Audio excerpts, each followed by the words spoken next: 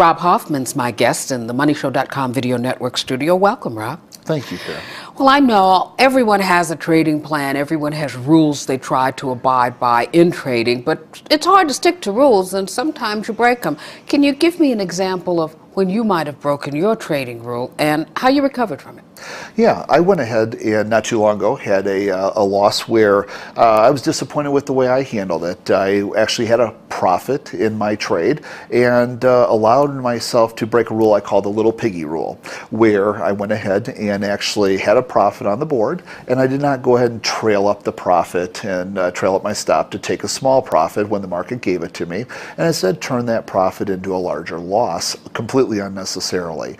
And that's something I really go ahead and encourage people to focus on, this concept of little piggy. Being slow, steady, and consistent in the markets is so important, especially in today's environment where there's a lot of choppiness in the markets. The markets move at the speed of light these days, since we all have access to our computers. And so slow, steady, and consistent is very important. I often have people that call me and they're like, Rob, I just want to make X number of hundreds of dollars a day. And the problem is, what you do when you put yourself into that bucket, you set yourself up for the little piggy concept. So I had done a mid-year analysis and was very happy where I was at, but I wanted even more. So I found myself going ahead and taking a trade where I widened my risk parameters and didn't go ahead and trail my profit.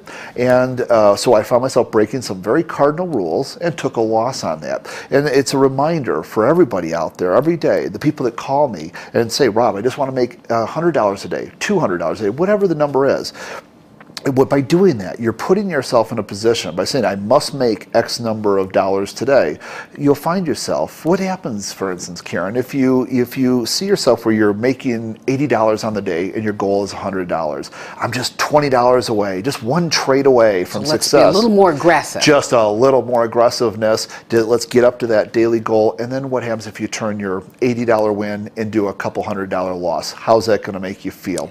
So it's really important that when we establish these rules in the comfort of our home, when we're not trading, it's off hours, that's when we're our most rational selves, aren't we? When the market's not open, we're not in a trade, that's when we're going to make the best decisions. So when you put that trading plan in place and then it comes time to execute on it in the middle of the trading day, it's so important to stick to your goals, stick to the plan in the middle of the day, and I can't encourage that enough. When you said that you didn't trail the stop, was it distraction? Were you doing too many things, or did you take on the market and say, I'm better than you? Exactly. I went ahead and like I said, after a great run, and just recently saying I want more out of the market than I'm even getting for my annual goal. I want to go above my annual goal. So you moved the goalpost. So I moved the goalpost. Cool. Exactly. Gotcha. And by doing so, I deviated from my plan and had this profit on the board, which was a generous profit, especially given the market conditions, and yet decided, no, I'm going to be better than the market, and I'm going to make it a bigger goal. And in other words, I broke my rules. And so I like to come out and share that experience with people. It made me a much better trader where I came from that, afterwards, the way I recovered from it.